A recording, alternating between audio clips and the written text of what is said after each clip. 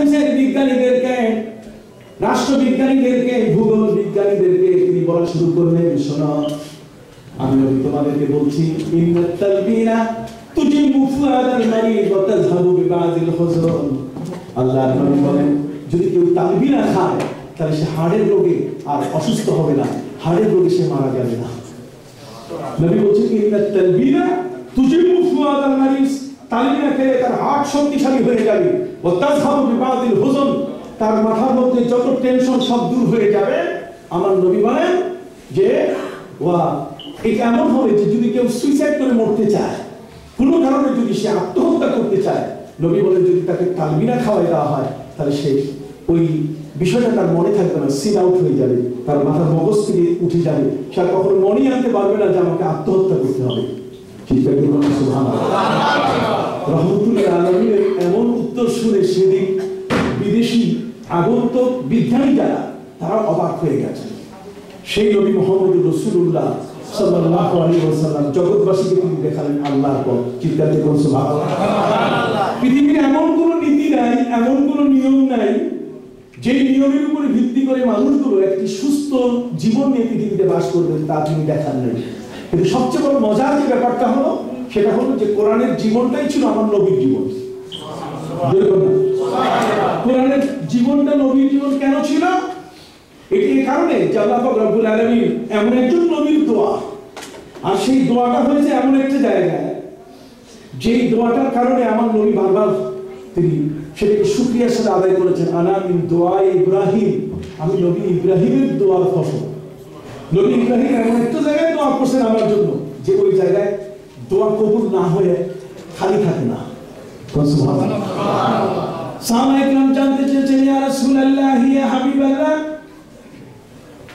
আপনার জন্য নবী ইব্রাহিম দোয়া করলেন যে কারণে পৃথিবীতে যত মুসলমান কিয়ামত পর্যন্ত আসবে তারা নবী ইব্রাহিমের উপরে দরুদ পড়বে। নবী ইব্রাহিমের উপর কি করবে? দরুদ পড়বে। নবী তার কৃতজ্ঞতা জ্ঞাপন করেছেন যে ইব্রাহিম নবী তার দোয়ার ফসল। নবীকে জিজ্ঞাসা করা হলো, নবী এই ইব্রাহিম নবী দোয়া করছেন কোথায়? নবী ইব্রাহিমের দোয়া সম্পর্কে আমার প্রিয় নবী মুহাম্মদুর রাসূলুল্লাহ সাল্লাল্লাহু আলাইহি ওয়াসাল্লাম বলেন, রে সাহাবীরা তোমরা শুনে নাও, এই পৃথিবীর প্রথম জমিন যেখানে আল্লাহ তাআলা একটা উঁচু একটা চরের মতো জেগে তুললেন, অথবা সেখানে ফেনা তৈরি করে মাটি বানালেন। সারা পৃথিবীতে পানি ছিল, এই জগৎটা ছিল পানির উপরে, পানির উপরে জগৎ, পানির উপরে তিনি পৃথিবীর মানুষগুলোকে সৃষ্টি করে সেখানে রাখবেন। এই জন্য আল্লাহ পাক রব্বুল আলামিন সমুদ্রের মধ্যে এত বেশি ঢেউয়ের আসার তৈরি করলেন। ঢেউগুলো মুখোমুখি আসার খেয়ে সেখানে এত বড় ফেনা জমে গেল, সেই ফেনাগুলোকে আল্লাহ তাআলা মাটিতে পরিণত করলেন। মাটিতে পরিণত করার পরে সেই মাটি পুরো মাটি হয়ে গেল, কিন্তু সমুদ্রের ঢেউয়ের কাছে মাটি নাচা শুরু করলো। আল্লাহ সুবহানাহু ওয়া তাআলা তিনি সেই মাটিটাকে স্থির করতে সেখানে পাহাড় তৈরি করলেন। কি তৈরি করলেন? পাহাড়। লাম্মা খালাকাল্লাহুল আরদ জাআলা তামিম, পাহাড় সৃষ্টি করলেন। পাহাড় যখন সৃষ্টি হলো, মাটিটা থেমে গেল। থেমে যাওয়ার সাথে সাথে ফেরেশতারা জিজ্ঞাসা করলেন যে আল্লাহ, পানির উপরে এইভাবে একটা মাটিকে আপনি স্থির করলেন, সৃষ্টি করছেন কি? আল্লাহ বলছেন, দেখো না পাহাড় তৈরি করেছি। আল্লাহ বলছেন, পাহাড়ের এত শক্তি, এই শক্তির চেয়ে, এই পাওয়ারের চেয়ে আরো কি পাওয়ার আছে? ফেরেশতারা জিজ্ঞাসা করলেন, ইয়া রাব্বি হাল মিন খালকিকা শাইউন আশাদ্দু মিন যালিক, পৃথিবীর মধ্যে এর চেয়ে কি কোনো বড় শক্তি আছে? আল্লাহ রাব্বুল আলামিন বললেন, এর উপরে বড় শক্তি হলো লোহা। লোহা এটি এমন এক শক্তিধর যে এটা দিয়ে এই পাহাড়ের পাথরকে ভেঙে টুকরা করা যায়। সুবহানাল্লাহ। এবার ফেরেশতারা জিজ্ঞাসা করলো, মাবুদ কই লোহার চেয়ে শক্তিশালী আছে কিনা? আল্লাহ তাআলা বলেন, লোহার চেয়ে পাওয়ারফুল হলো আগুন। সুবহানাল্লাহ। লোহার চেয়ে শক্তিশালী কি? আগুন। লোহার সামনে গেলে আগুন আর মানে লোহা থাকে না। ফেরেশতারা জিজ্ঞাসা করেন, মাবুদ আগুনের চেয়ে শক্তিশালী আছে? আল্লাহ তাআলা বলে দিলেন, হ্যাঁ আগুনের চেয়ে শক্তিশালী হলো পানি। পাওয়ারের উপরে পাওয়ার। এবার ফেরেশতারা জিজ্ঞাসা করেন, মাবুদ এই পানির উপরে কি শক্তিশালী কিছু আছে? আল্লাহ বলে দিলেন, হ্যাঁ পানির উপরে শক্তিশালী হলো বাতাস। যদি নদীর মধ্যে দক্ষিণা বাতাস সৃষ্টি হয়, দক্ষিণা হওয়ার আগে তাহলে এত ঢেউ উঠে যে মাঝি নৌকা পার করতে ভয় পায়। ফেরেশতারা জিজ্ঞেস করে, মাবুদ, এই বাতাসের চেয়েও কি শক্তিশালী পৃথিবীতে কেউ আছে? আল্লাহ বলে দিলেন যে আছে মানব জাতি। মানব জাতিকে আমি এমন সৃষ্টি করছি, বাতাসের কান ধরে না টায়ারের মধ্যে টুকটুক করে ঢুকে, এমন কৌশল আমি দিয়েছি যে কান ধরে বাতাসের কান ধরে ঢুকে গেছে, পানির কান ধরে উপরে উঠে গেছে, লেফট রাইট করে দিচ্ছে। সম্মানিত সুখী, শুধু তাই নয়, আগুন দাও দাও করে জ্বলে উঠে, সেই আগুনকে দিয়া সারাই ম্যাচের কাঠির মাথার মধ্যে তাকে ঢুকাই দিয়ে বলছে, থাম, জ্বলিস না, পকেটের মধ্যে থুয়ে দিছে। যখন বলবে তখন জ্বলে উঠবে। হাই কি বুদ্ধি মানুষ! মানুষ হচ্ছে বিশ্ব জগতের সেরা মানুষ। এই সেরা মানুষটাকে পৃথিবীতে রাখার জন্য আল্লাহ রাব্বুল আলামিন প্রথম যে জমিনটা তৈরি করলেন, সেই জমিনটাকে আল্লাহ তাআলা বরকত দিয়ে তৈরি করলেন। আর বরকতের জমিনটাকে আল্লাহ তাআলা সর্বপ্রথম কাবা ঘর ঘোষণা করলেন। সুবহানাল্লাহ। বরকতের জমিনটাকে সর্বপ্রথম ঘোষণা করলেন কি? কাবা ঘর। পৃথিবীর প্রথম মাটিটাই হলো কি? কাবা ঘর। এই জন্য আল্লামা ইকবাল বলেছেন, दुनिया की बुद कदू में वो पहला घर खुदा का, दुनिया की बुद कदू में वो पहला घर खुदा का, हम उसके पासिबा है वो पासिबा है हमारा, हम उसके पासिबा है वो पासिबा है हमारा। পৃথিবীর প্রথম ঘর হলো কাবা। জমিনের মধ্যে মানুষ সৃষ্টি করার আগে আল্লাহ তাআলা কাবা ঘর তৈরি করেছেন। এই কাবা ঘর তৈরি হওয়ার পরে ফেরেশতাদের মাধ্যমে কাবা তৈরি হলো। সম্মানিত সুধী, হযরত বাবা আদম আলাইহিস সালাম আসমান থেকে জমিনে আসার পরে আল্লাহর কাছে সেই আসমান থেকে আসার সময় তিনি আবেদন করেছিলেন, মাবুদ, আপনি যেহেতু আমাকে পৃথিবীতে পাঠাচ্ছেন, বাইতুল মামুর সপ্তাকাশে এমন একখানা ঘর, যেই ঘরখানা ফেরেশতারা তওয়াফ করে, এক দিনে 70,000 ফেরেশতা এক একটা দলের মধ্যে তওয়াফ করে। যারা একবার বাইতুল মামুর সাত আসমানের সেই ঘরটির চতুর্দিকে তওয়াফ করে, কিয়ামত পর্যন্ত ওই ফেরেশতারা কোনদিন সেই ঘরে তওয়াফ করার চান্স পায় না। সম্মানিত সুধী ভাইরা আমার, আকাশে বাইতুল মামুর এমন একটা ঘর যেখানে চতুর্দিকে ফেরেশতারা তওয়াফ করছেন। বাবা আদম আলাইহিস সালাম তিনি দেখলেন ফেরেশতারা যেই ঘরের তওয়াফ করে আল্লাহর কাছে প্রিয় হয়, মাবুদ, আমি এবং আমার বংশধর, আমার সন্তানরা এমন একখানা ঘর যদি আপনি দিয়ে দেন, তাহলে সেই ঘরখানা তওয়াফ করে তারাও যেন জীবনের মতো পবিত্র হয়ে এই জান্নাতের মধ্যে ফিরে আসতে পারে। সুবহানাল্লাহ। আমার আল্লাহ বাবা আদম আলাইহিস সালামের সাথে ওয়াদা করলেন, রে আদম, পৃথিবীর জমিনে সেই ঘরখানা বাইতুল মামুরের মতো একখানা ঘর সরাসরি আমি সেখানে দান করব। ভাইরা আমার, সেই ঘরখানা পৃথিবীতে সৃষ্টি হলো। সেই ঘরখানার বরকত এত বড় যে বাবা আদম আলাইহিস সালাম এই ঘরখানা 300 বার, কতবার? 300 বার পায়ে হেঁটে এই ঘরখানার তওয়াফ করেছেন, এই ঘরখানার ইবাদত করেছেন। পৃথিবীর প্রথম ঘর জমিনের মধ্যে আল্লাহ তৈরি করলেন কাবা। এই কাবা ঘরের তৈরিকারী কে? আল্লাহ। এর ফাউন্ডার কে? আল্লাহ। জোরে বলেন, এর ফাউন্ডার কে? আল্লাহ।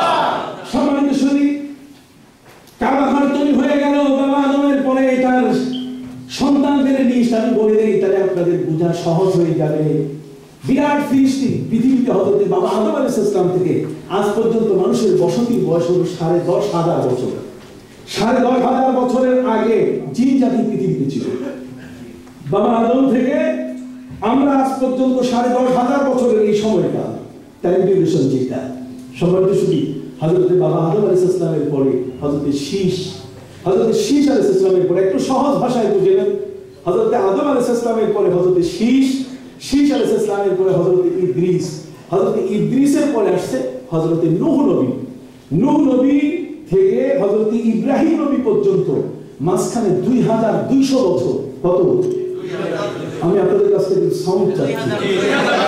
2,200 বছর। এই 2,200 বছরে মাত্র 2জন নবী আল্লাহ পাঠিয়েছেন। কয়জন বলেন? 2জন নবী পাঠিয়েছেন। এই 2জন নবীর মধ্যে একজন হলেন হযরত হুদ আলাইহিস সালাম, আর আরেকজন নবী হলেন হযরত সালেহ আলাইহিস সালাম। 2জন নবী। আল্লাহর ঘরের তোয়াফ করে নাই এমন কোন নবী নাই। 1,24,000 অথবা 2,24,000 যত নবী সবাই আল্লাহর ঘরের তোয়াফ করছে, কিন্তু 2 জন নবী আল্লাহর ঘরের তোয়াফ করার সুযোগ পান নাই। তার মধ্যে হলেন একজন হযরত হুদ আলাইহিস সালাম আর একজন হযরত সালেহ আলাইহিস সালাম। এই 2 জন নবী কাবা ঘরে আসতে পারেন নাই। কেন? এই 2 জন নবীর সম্প্রদায় ছিল মারাত্মক উচ্ছৃঙ্খল, এবং আমি নাম বললে আপনারা চিনবেন এরা কারা। পবিত্র কুরআন মজিদে আল্লাহ পাক রব্বুল আলামিন বলেন, ওয়া ইলা আদিন আখাহুম হুদা, আল্লাহ বলেন আমি আদ জাতির উপরে হুদ নবীকে নবী করে পাঠিয়েছি। ওয়া ইলা সামুদ আখাহুম সালিহা, আর সামুদ জাতির উপরে আমি সালেহ নবীকে পাঠিয়েছি। সম্মানিত শুধু এই 2 জন নবী যে 2টা সম্প্রদায়ের উপরে আসছেন, তার মধ্যে একটির নাম হচ্ছে আদ, আরেকটির নাম কি সামুদ। একটু কথা বলেন, একটি হচ্ছে কি আদ, আরেকটি কি সামুদ। আসুন, কোরআন বলছেন আলাম তারা কাইফা ফাআলা রাব্বুকা বিআদ, দেখেন আদ সম্বন্ধে বলতেছে। আলাম তারা কাইফা ফাআলা রাব্বুকা বিআদ ইরামা যাতিল ইমাদ التي لم يخلق مثلها في البلاد। পবিত্র কোরআনে আল্লাহ বলেন আদ জাতি পৃথিবীর মধ্যে সবচেয়ে বড় আর্কিটেক্ট জাতি, পৃথিবীতে সবচেয়ে বড় প্ল্যানার এবং ডিজাইনার। একটা পাহাড়ের ভিতরে খোদাই করে তারা সেখানে এমন একটা সুন্দর শহর বানিয়েছে, যে শহরটার নাম হলো ইরাম শহর। কি শহর? আজ থেকে 3 বছর আগে সিরিয়ার মধ্যে শহরটা পাওয়া গেছে। কোরআন 1400 বছর আগে যেই শহরের তথ্য দিয়েছে, আর সেই শহর খুঁজে পাওয়া গেল কোথায়? হাফিজ আল আসাদের দেশ সিরিয়া। সিরিয়ার মধ্যে খুঁজে পাওয়া গেল। ভাই আমার কোরআন বলছে আল্লাহ আদ জাতির সাথে কি আচরণ করেছেন। আদ জাতির উপরে আচরণ হচ্ছে তাদের উপরে আল্লাহ তাআলা 3 বছরের জন্য বৃষ্টি বন্ধ করে দিয়েছিলেন। বৃষ্টি হয় নাই, ফলে তাদের ফসল উৎপাদিত হয় নাই, তাদের পুকুরে মাছ ছিল না, তাদের নদীতে কোনো মাছ ধরা পড়ে নাই। কথা বুঝতে পারছেন? বিশাল আল্লাহর গজব। এই জন্য আল্লাহ বলছেন আলাম তারা কাইফা ফাআলা রাব্বুকা বিআদ, আদ জাতির খবর তোমাদের কাছে আসে নাই যে আল্লাহ কি আচরণ করেছেন। যেমন আলাম তারা কাইফা ফাআলা রাব্বুকা বিআসহাবিল ফিল, ওই যে হাতিওয়ালা আব্রাহার সাথে আল্লাহ কি আচরণ করেছেন। হে নবী আপনি কি দেখেন নাই? হে নবী আপনি কি দেখেন নাই যে আদ জাতির সাথে আল্লাহ কি আচরণ করছেন? নবী হুদ আলাইহিস সালামের গায়ে তার হাত তুলেছিল, তাকে তারা অত্যাচার করেছে, পাগল করেছে। হযরত সালেহ আলাইহিস সালামের উপর অত্যাচার করেছে। ফাদামদামা আলাইহিম রাব্বুহুম বিযামবিহিম ফাসাওয়াহা ওয়া লা ইয়াখাফু উকরাহা। সামুদ জাতিকে আল্লাহ ধ্বংস করে দিয়েছেন। আমি একটু সময় নিয়ে আপনাদের কাছে বলতে চাই, ভাই আমার আপনারা সবাই এসেছেন কিছু কথা শোনার জন্য। কি বলেন ঠিক না? এই কথাগুলো জানা আপনাদের প্রয়োজনীয়। কারণ আমার নবী সাল্লাল্লাহু আলাইহি ওয়াসাল্লাম যখন তিনি শুনলেন যে তবুকে খ্রিস্টানরা মুসলমানদেরকে মারার জন্য প্রস্তুতি নিয়েছে পুরা, নবী বলছেন তবুক হচ্ছে মদিনা মুনাওয়ারা থেকে 610 কিলোমিটার দীর্ঘ। নবী বলছেন 610 কিলোমিটার দূর থেকে মদিনায় আমাদেরকে মারার জন্য আসবে, এরা কষ্ট তাদের হবে, ওদের তেল হবে পুড়ে যাবে। নবী বলছেন সাহাবায়ে কেরামকে নিয়ে সব আমরা নিজে যাই, আমরা সবাই তবুকে যাই, ওদেরকে বলবো যে ভাই তোমরা তো আমাদেরকে মারার জন্য মহড়া নিচ্ছ, প্রশিক্ষণ নিচ্ছ, আমরাই চলে আসছি, মারো তোমরা। নবীজি রওনা করলেন। 3 জন ব্যক্তি নবীর সাহাবী আসতে পারেন। তার মধ্যে একজন হলেন হযরত মুরারা ইবনে রবি, আরেকজন হলেন হযরত মুরারা ইবনে রবি, হিলাল ইবনে উমাইয়া, আরেকজন। 3 জন আসেন। ওরা বলছে নতুন ঘোড়া কিনবো, নবী আসতে গেলে কালকে এক্সপ্রেস চালিয়ে চলে যাবো, তুফান মেরে। তার মানে ঘোড়ার পিঠে উঠে চাবুক মারলে ঘোড়া শুধু লাফাইয়া লাফাইয়া নবীর কাছে পৌঁছে দিবে। পরে তারা ঘোড়াও কিনে নাই আর যাওয়াও নাই। নবীজি তবুকে পৌঁছলেন। তবুকে যাওয়ার সময় জাইসুল উসরা বলে এই 610 কিলোমিটার পথ যেতে সাহাবায়ে কেরামের পা ফেটে গেছিল। তারা নিজের জামা ছিঁড়ে পা বেন্ডিজ করেছিলেন, এত কষ্ট হয়েছে। নবী করিম সাল্লাল্লাহু আলাইহি ওয়াসাল্লাম এই জায়গাটিতে তবুকে যাওয়ার সময় হঠাৎ করে তিনি সাহাবায়ে কেরামকে বলেন, আবু বকর তুমি কোথায়? হযরত আবু বকর বলেন, হুজুর আমি হাজির। নবীজি জিজ্ঞাসা করেন, ওমর তুমি কোথায়? হযরত ওমর বলেন, নবী আমি হাজির। নবী বলেন, তাড়াতাড়ি আমার হাত ধরো আর আমার চোখের সামনে পর্দা ঘিরে দাও, পর্দা দিয়ে দাও, এই চোখের মধ্যে পর্দা। পর্দা। বাংলাদেশের মধ্যে, ভারতের মধ্যে দুইজন ব্যক্তি যিনি জীবনে পর্দা করে চলতেন, একজন শাহ ওলিউল্লাহ মহাদেশ দেহলভী, আরেকজন আছে বাংলাদেশের রাজশাহীর সেই পদ্মা নদীর পাড়ে যিনি শুয়ে আছেন শাহ মাধ্যম রূপোষ। রূপোষ মানে মুখ ঢাকা, যিনি মুখ ঢেকে চলতেন। বুঝতে পারছেন তো? এই মুখ ঢাকা এটা আসছে নবীর কাছ থেকে। নবীজি হযরত উমর এবং হযরত আবু বকরকে বললেন, তাড়াতাড়ি আমার চোখের মধ্যে পর্দা ফেলে দাও। যখনই পর্দা দেওয়া হলো, নবীজি বলছেন, তাড়াতাড়ি আমাকে নিয়ে চলো এবং তোমরা আমাদের সাথে পার হও। সাহাবায়ে কেরাম বলেন, হুজুর পার হয়ে গেছি। নবীজি বলছেন, তোমরা একটু কান্দো। সাহাবায়ে কেরাম বলছেন, হুজুর কান্দবো কেন? কান্দা আসে না। আপনি আমাদেরকে কান্দতে বলতেছেন, কান্দা তো আসে না। কান্দো কি করে? নবী কিসের জন্য কান্দবো? পরে বলবো, কানে কান্দো তোমরা। ফাইলাম তাবুকু ফাতালাকু। যদি কান্দা না আসে, কান্নার ভান করো। কান্না দাও, বাচ্চা কান্দে, তোমরা যখন কান্দো। সাহাবায়ে কেরাম একদম কান্না শুরু করবে, আসল কান্না। নবীজি কিছু করে বললেন, পর্দা সরাও। পর্দা সরানো হলো। আল্লাহর হাবিব বললেন, হাত ছেড়ে দাও। হাত ছেড়ে দেওয়া হলো। সাহাবায়ে কেরাম জিজ্ঞেস করলেন, হুজুর আমাদের কান্দতে করলেন, কান্না তো আসে নাই, আর আপনি চোখের পর্দা গেলেন, জীবনও তো দেখি নাই, এটা আবার কোন সিস্টেম করবেন? নবী করিম সাল্লাল্লাহু আলাইহি ওয়াসাল্লাম বলছেন, শোনো, যে জায়গাটা পার হয়েছে এটা হচ্ছে ওই যে কওমে আদ এবং সামুদকে ধ্বংস করার জায়গা। এই জায়গাটা আল্লাহর গজব এত বেশি করেছে, এটা অতিক্রম করতে গিয়ে তোমাদেরকে যেন তাদের গজব টাচ না করে, এই জন্য আমি রাসূল তোমাদেরকে কাঁদতে বলছি। কাঁদতে বলছি এই কারণে যে যাতে কান্নার সাথে অতিক্রম করলে এই গজবটা তোমাদেরকে স্পর্শ করবে না। কিতাব বলতেছিলাম, বাবা আদম আলাইহিস সালামের পরে হযরতে শীষ, শীষের পরে হযরতে ইদ্রিস, হযরতে ইদ্রিসের পরে আদম সানি হযরতে নূহ, নূহ নবীর পর থেকে হযরতে ইব্রাহিম পর্যন্ত 2200 বছর পর্যন্ত পৃথিবীতে আল্লাহ কোন নবী পাঠান নাই। দুইজন নবী এসেছেন, দুইজন নবীর মধ্যে একজন হুদ, এরপরে আসছেন হযরতে সালেহ। এরা কাবা ঘরে আসতে পারেন নাই, এই জাতির ছিল এত বেশি অত্যাচারী। হযরতে নূহ নবীর যখন প্লাবন হলো, এই প্লাবনটা ছিল 150 দিনের প্লাবন। কত? 150 দিন, 6 মাস সারা পৃথিবীতে পানি আর পানি। হযরত নূহ নবীর প্লাবন সম্বন্ধে আমার নবীকে জিজ্ঞাসা করা হয়েছে, নবীজিগণ এই প্লাবনের পানি কতটুকু? আমার নবী বলেন, পৃথিবীর সর্বোচ্চ পাহাড় যেটা, তার উপরে 40 গজ উপরে পানি ছিল। তাহলে 35,000 ফিট উঁচুতে হিমালয় পর্বত, সেই হিমালয় পর্বতের উপরে আরো 80 হাত উপরে পানি। তাহলে 80 হাত উপরে যদি পানি থাকে, তাহলে সেই পানি, এই পানিটা পৃথিবীর কেউ বাঁচতে পারে না। পানির অবস্থা ছিল কেমন? ঢেউ ছিল কিনা? আমার আল্লাহ বলছেন, ওয়াহিয়া তাজরি বিহি ফি মাউজিন কাল জিবাল।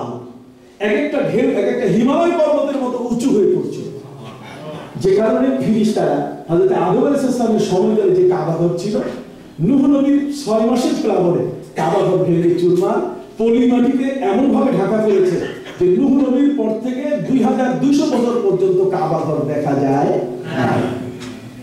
নবী ইব্রাহিম আলাইহিস সালাম যখন সিরিয়া, ওনার জন্মস্থান, ওনার জায়গা হচ্ছে সিরিয়া, নবী ইব্রাহিম মক্কার নয়, উনি সামদেশের মানুষ। অতএব সিরিয়াতে নবী ইব্রাহিম আলাইহিস সালাম আল্লাহর পক্ষ থেকে নির্দেশ প্রাপ্ত হলেন। আল্লাহ বলছেন যে কাবা ঘর ওটা বাইর করো, কাবা ঘরে মক্কায় গিয়ে কাবা ঘর বাইর করো, এটা নির্মাণ করো। নবী ইব্রাহিম আলাইহিস সালাম মনে করছেন এটা এমন একটা জায়গা গেলেই কাবা ঘর দেখা যাবে, আর সাথে সাথে দেয়াল টানার জন্য ইট আর সিমেন্ট এগুলো কিনে এনে সব দাঁড় করাই দেব। কিন্তু অবাক কাণ্ড, নবী ইব্রাহিমের এই আইডিয়াটুকু ছিল না। যখন তিনি মক্কা মুআজ্জামায় আসলেন, মক্কা মুআজ্জামায় প্রায় 6,500 পাহাড়। কত? মক্কার জমিনে পাহাড়ের সংখ্যা হলো 6,500। 6,500 পাহাড়ের কোনখানে কাবা ঘর ঢাকা পড়ে আছে? নবী ইব্রাহিমের কাছে কোনো দাগ নম্বর নাই, কোনো নকশা নাই, খতিয়ান নাই, চিহ্নিত করার মতো কোনো ব্যবস্থা নাই। নবী ইব্রাহিম আলাইহিস সালাম তিনি আল্লাহর কাছে হাত তুলে বললেন, মাবুদ, এমন এক কাবা আপনি আমাকে পুনর্নির্মাণের জন্য নির্দেশ দিলেন, যে কাবা ঘর খুঁজে পাচ্ছি না। 6,500 পাহাড়ের দেশ মক্কা, সেই মক্কায় কাবা ঘর কোথায় পাবো? আল্লাহ রব্বুল আলামিন বলে দিলেন, রে ইব্রাহিম, কাবা ঘর খুঁজে পাওয়ার জন্য তোমার নকশার প্রয়োজন নাই, দাগ নম্বর প্রয়োজন নাই, কোনো খতিয়ান নম্বর প্রয়োজন নাই। কাবা ঘর খুঁজে যাওয়ার জন্য আমি আল্লাহ প্রস্তুত হয়ে আছি। কাবা ঘর তোমাকে খুঁজে যাওয়ার জন্য প্রস্তুত আছেন কে? আল্লাহ। আমার আল্লাহ বলেন, ইব্রাহিম তুমি ধৈর্য ধরো, আকাশ থেকে আমি মেঘমালা পাঠিয়ে দিচ্ছি। আকাশের মেঘ যেখানে এসে থেমে যাবে, ওই মেঘের ছায়া যতটুকু অংশ পড়বে ততটুকুই হলো কাবা ঘরের এরিয়া। কেমনি জায়গা দেখাই যায়, আপনি স্যাটেলাইটের মাধ্যমে দেখাবেন যে ওখানে, আর আল্লাহ স্যাটেলাইট আল্লাহ মেঘ পাঠিয়ে দিচ্ছেন। চিৎকার দিয়ে কন্যা সুবহানাল্লাহ। সমাজে শুধু মেঘ এসে দাঁড়িয়ে গেল। নবী ইব্রাহিম আলাইহিস সালামকে আল্লাহ নির্দেশ দিলেন, ইব্রাহিম রে নিচে ছায়া পড়ছে কিনা? হযরত নবী ইব্রাহিম বলছেন হ্যাঁ। আল্লাহ পাক রব্বুল আলামিন বলে দিলেন, ইব্রাহিম তুমি লাঠি দিয়ে রেখা চিহ্নিত করো, দাগ টানো, যতটুকু জায়গা ছায়া পড়েছে ততটুকু কাবা ঘর। এটার নাম বাক্কা।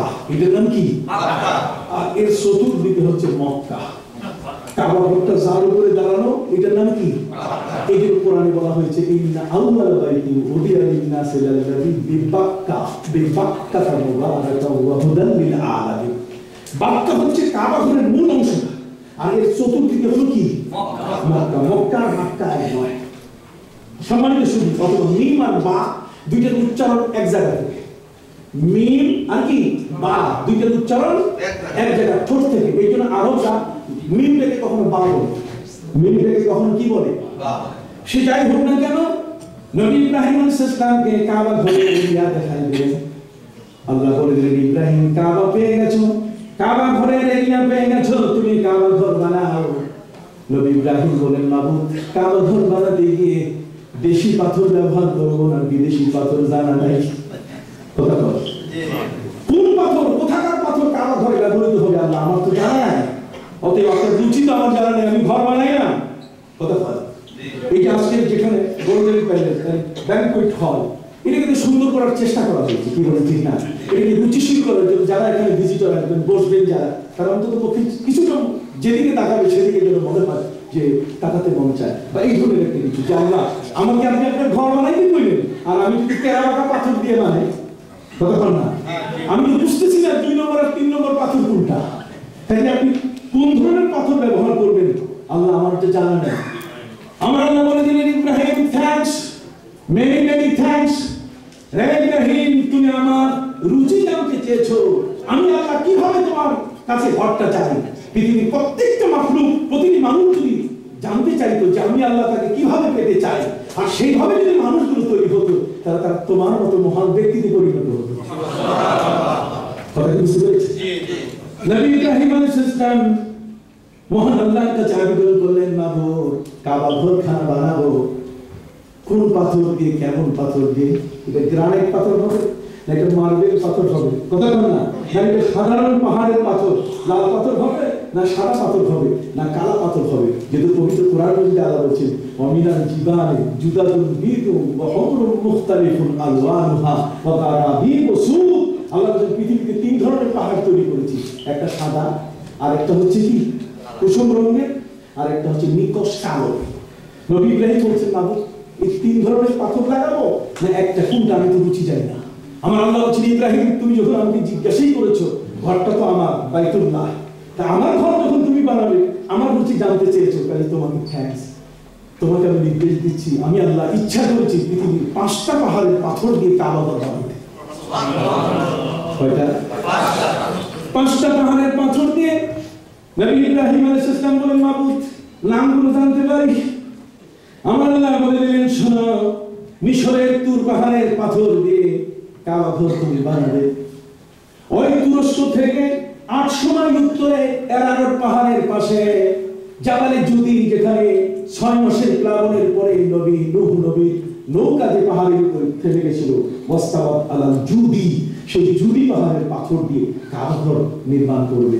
তুমি জুদি পাহাড় এবং লেবানন পাহাড়, যেটা লেবাননে আছে, লেবানন নামে যে দেশটির নাম হয়েছে, সেই পাহাড় আর কাবা ঘর থেকে, বর্তমান কাবা ঘর থেকে উত্তরে 3 মাইল দূরে হেরা পর্বতের পাথর দিয়ে তুমি কাবা ঘর নির্মাণ করবে। নবী ইব্রাহিম আলাইহিস সালাম মাথায় হাত দিয়ে বলেন, মাবুদ তুর পাহাড় থেকে আমার কোনো লেবার নাই, আমার কোনো শ্রমিক নাই, আমি আর আমার ছেলে ইসমাইল বাবার বেটা যদি তুর বাহারে চলে যায় তাহলে পাথর আনতে আনতে কিয়ামত হয়ে যাবে, কাবা ঘর হবে না। জোরে বলো সুবহানাল্লাহ। কিয়ামত হয়ে যাবে, কাবা ঘর হবে না। তুরস্ক থেকে 800 মাইল উত্তরে কোনো প্লেন নাই, কিছু নেই, কোনো কার্গো নাই, কোনো জাহাজ নাই, কোনো বাহক নাই, কোনো বাহন নাই, কিছুই নাই। এত দূর থেকে জাবালে জুদি থেকে পাথর আনতে আনতে কিয়ামত হয়ে যাবে, ঘর বানানো হবে না। আমরা আল্লাহ বলে দিলেন, হে ইব্রাহিম, আমি তোমাদেরকে পাথর টানার জন্য বলি নাই, বরং এই পাথর, এই পাহাড়ের পাথরগুলো দিয়ে আমি আল্লাহ কাবা ঘর নির্মাণের ইরাদা করেছি। তোমার উপরে দায়িত্ব শুধু এতটুকু, পাথর টানার জন্য কোনো লেবারের প্রয়োজন নাই। কাবা ঘর হলো আমার ঘর, বাইতুল্লাহ হলো আমার ঘর, মসজিদে হারাম হলো আমার মসজিদ। অতএব এই মসজিদে হারাম কাবা ঘর তৈরি করতে গিয়ে ইব্রাহিম রে, তোমার কাঁধে কষ্ট দিয়ে আমি পাথর আনাবো। এত দূরের পাথর তোমরা বহন করে আনবে তা নয়, বরং তুমি কাবা ঘরের আঙ্গিনায় দাঁড়িয়ে হুকুম করো, দেখবে পৃথিবীর 5টা পাহাড়ের পাথর উড়ে উড়ে কাবা ঘরের আঙ্গিনায় এসে পড়া শুরু করবে।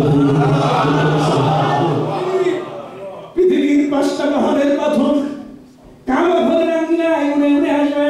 তার কারণ পাথর পাগল হয়ে আসবে, অস্থির হয়ে আসবে। ওয়াইন্না মিনাল হিজারাতি লামা ইয়াশাক্কাকু ফায়াখরুজু মিনহুল মা ওয়াইন্না মিনহা লামা ইয়াহরুজু মিন খাশিয়াতিল্লাহ। আল্লাহ বলেন পৃথিবীর অনেক পাহাড় এমন আছে যে পাহাড়ের পাথরগুলো আল্লাহর ভয়ে উপর থেকে নিচে পড়ে যায়। সুবহানাল্লাহ। পাথরের মধ্যে অনুভূতি আছে। আজকে ওয়াজ করব না আমি, অন্যদিন যদি আল্লাহ আমাকে সুযোগ দেন আমি আপনাকে জানাবো যে পাথর কি জিনিস, পাথরের অনুভূতি কতটুকু। সম্মানিত শুধু ভাইরা, কুরআন বলছে ওয়াইন্না মিনহা লামা ইয়াশাক্কাকু ফায়াখরুজু মিনহুল মা। এমন কতগুলো পাথর আছে যেগুলো আল্লাহর ভয়ে কাদা শুরু করে, আর ওই কাদার পানি দিয়ে ঝর্ণা তৈরি হয়ে নদীগুলো বেঁচে আছে। জোরে বলুন সুবহানাল্লাহ। এগুলো পাথরের কান্নার পানি। আমার ভাইরা, কোন পাথর এমন আছে যেগুলো পাহাড়ের উঁচু শৃঙ্গ থেকে নিচে পড়ে যায় আল্লাহর ভয়ে। ওয়াইন্না মিনহা লামা ইয়াহরুজু মিন খাশিয়াতিল্লাহ, আল্লাহর ভয়ে পড়ে যায়। নবী মুসা আলাইহিস সালামকে তার কওমের মানুষ বলছে মাকামে তিহ নামক ময়দানে যখন তার 10 সম্প্রদায় 11 জন 12 জন নকিব ছিলেন, তার মধ্যে 10 জন নকিব নবী মুসার কথা না শোনার কারণে আল্লাহ তাদেরকে 40 বছরের জন্য বন্দী করেছিলেন। এবং সেই তিহ নামক ময়দানে, ফিলিস্তিনের পাশে তিহ নামক ময়দানে এই 10 গোত্রের মানুষকে আল্লাহ বন্দী করেছিলেন। তাদের জেলখানা লম্বা ছিল 13 মাইল। কত মাইল? কোনো জেলার ছিল না, কোনো পুলিশ ছিল না, তাদের পাহারাদার কেউ ছিল না। আল্লাহ কুদরতি কায়দায় এদেরকে বন্দী করে ফেলেছিলেন। এই মানুষগুলো নবী মুসা আলাইহিস সালামের সাথে যুদ্ধে যায়নি। ওরা বলছে ইযহাব আনতা ওয়া রাব্বুকা ফাকাতিলা ওয়া ইন্না হাহুনা কাঈদুন। আপনি আপনার আল্লাহর সাথে যুদ্ধ করতে যান, মরার জন্য আসেনি আমরা। আল্লাহ তাদেরকে ওহুম ইয়াতিহুনা 40 সানা, 40 বছরের জন্য আল্লাহ তাদেরকে বন্দী করে রেখেছিলেন। এই 40 বছরের বন্দী মানুষগুলো নবী মুসার কাছে পানি চাইল। আমি তো দলগোত্রের মানুষ, বাকি যারা আছে তাদেরও পানির অভাব, আপনি একটু পানির ব্যবস্থা করেন। মুসা বলছে পানি পাবো কি? তোমরা যা কাম করছো এতে পানি বন্ধ হওয়া উচিত। ওরা বলছে না, আর বেয়াদবি করবো না, মুসা একটু পানির ব্যবস্থা করেন। কোরআন বলছে ওয়া ইসতাসকা মুসা লিকাওমিহি ফাকুলনা দুরিব বিআসাকাল হাজার ফানফাজারাত।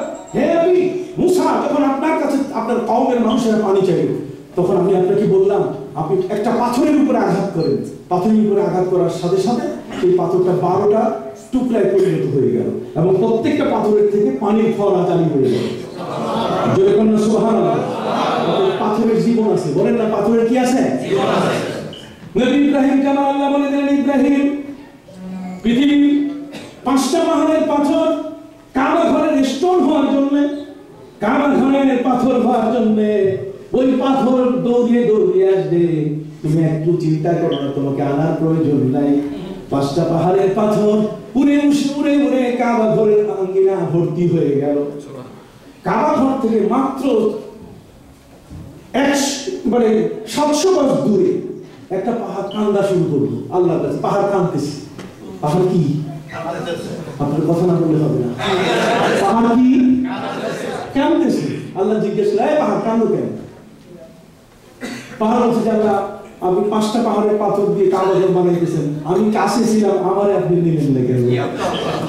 আমি তো কাবা ঘরের পাথর বলতে চাই, আল্লাহ আপনার ঘরের স্টোন হয়ে থাকতে চাই।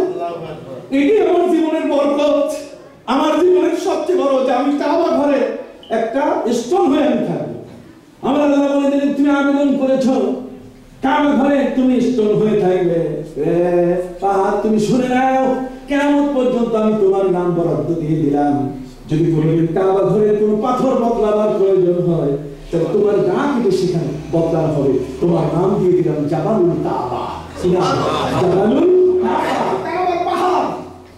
অতএব যদি কোনোদিন কাবা ঘরের পাথর বদলানোর প্রয়োজন আসে, রিপ্লেসমেন্ট করতে হয়, তাহলে তোমাকে কেটে সেখানে দিয়ে দিবে আর কি। তুমি শান্ত হও। সম্মানিত শুধু এই পৃথিবীর 5টা পাহাড়ের পাথর কাবা ঘরের অঙ্গনে উড়ে এসেছে কেন? যে নিজেকে অর্পণ করেছে আল্লাহর ঘরের একটা পাথর হয়ে থাকার জন্য। সুবহানাল্লাহ। নবী ইব্রাহিম আলাইহিস সালাম ছেলে ইসমাঈলকে নিয়ে কাবা ঘর নির্মাণ করছিলেন। মাটি থেকে কাবা ঘরের উচ্চতা হলো আল্লাহর ঘরের 27 হাত। কত? 27 হাত। নবী ইব্রাহিম আলাইহিস সালাম আর তার ছেলে ইসমাঈল 27 হাতের উপরে কি করে স্টোন সেখানে পাথরগুলো গাঁথবে? তখন আবেদন করলেন, মাহবুব এখানে ওঠার জন্য তো কোনো ব্যবস্থা নাই, কোনো মই নাই, কোনো চাং নাই, সিঁড়ি নাই, কি করে উঠবো? আল্লাহ বলছেন, ইব্রাহিম কিন্তু ঘরটা আমার, তুমি বানাইতেছো এই ঘরটা, খালি আমি তোমাকে প্রচুর সাহায্য করবো, আমার সাপোর্ট তুমি পেয়ে যাবে প্রচুর। সুবহানাল্লাহ। আমরা আল্লাহ জান্নাত থেকে পাথর পাঠিয়ে দিলেন, ইয়াকুতি পাথর পাঠিয়ে দিলেন, যে ইয়াকুতি পাথরটার নাম হলো মাকাম ইব্রাহিম। হাদিস শরীফের মধ্যে এসেছে, আল্লাহর নবী বলেন, আল হাজরুল আসওয়াদ ওয়া মাকাম ইব্রাহিম ইয়াকুতাতান মিনাল জান্নাহ। হাজরে আসওয়াদ আর মাকাম ইব্রাহিম দুটো হচ্ছে আল্লাহর জান্নাতি পাথর। অতএব হাজরে আসওয়াদ যেমন আসছে জান্নাত থেকে, ঠিক এমনি করে মাকাম ইব্রাহিম আসছে কি? জান্নাত থেকে। মাকাম ইব্রাহিম এই পাথরটা ইয়াকুতি পাথর, এটাকে বাংলায় বলে নীলকান্তমণি। বাংলায় এটার নাম হচ্ছে নীলকান্তমণি।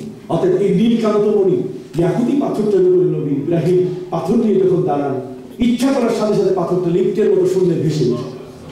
আবার পাথর লাগানো শেষ হবে, আস্তে করে নিচে নেমে যায়। নবী ইব্রাহিম আলাইহিস সালাম কাবা ঘর নির্মাণ শেষ করলেন, পাথরের উপরে দাঁড়ানো। ছেলেকে বললেন, বাবা ঘরখানা তৈরি হয়েছে, মালিককে হ্যান্ড ওভার করি। মালিককে বুঝাই দিই, মালিক যিনি, সেই মালিকের কাছে যদি ঘরখানা বুঝাই না দেয়, তাহলে কার ঘর কার কাছে বুঝাই দিলাম? একজন মৌলবী বলছে যে ঘর বুঝাবার দরকার নাই।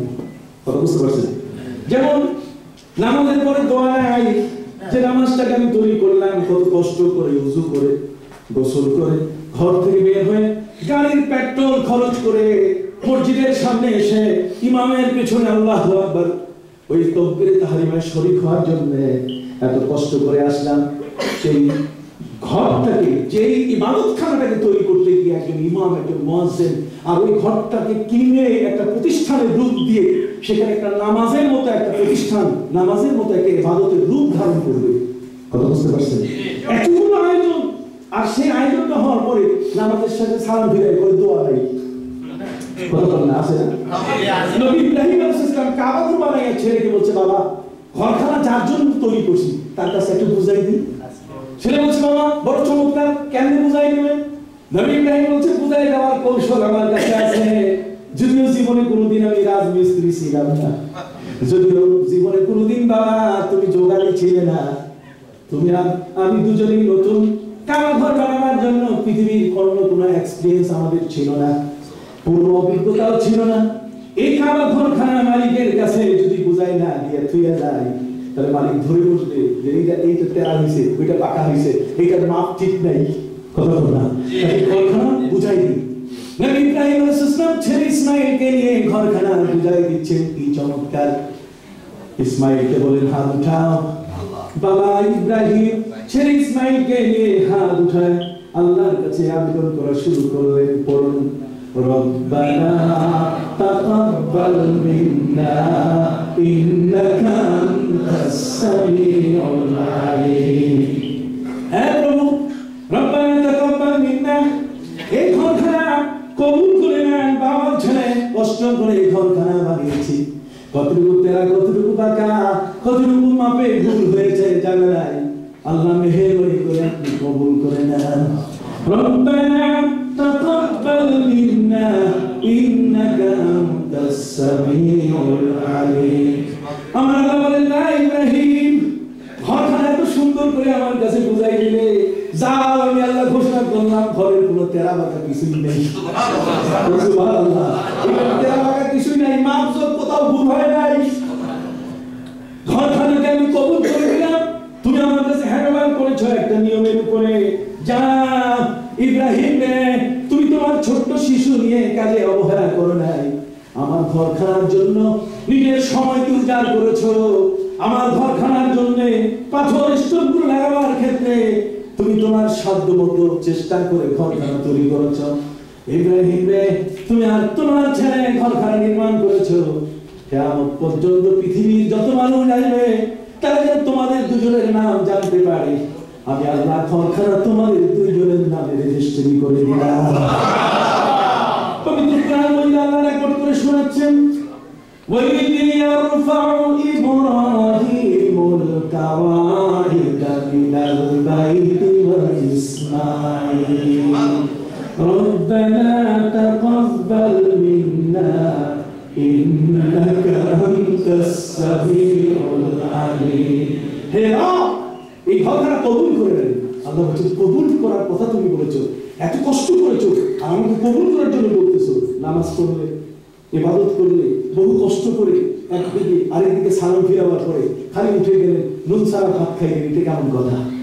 কি বলে ঘরখানা যেমন আল্লাহর কাছে বুঝাই দিলেন নবী ইব্রাহিম দোয়ার মাধ্যমে, নামাজটাও বুঝাই দেওয়ার দরকার আছে কিনা? চলে গেলেন, নামাজ আছে কিনা?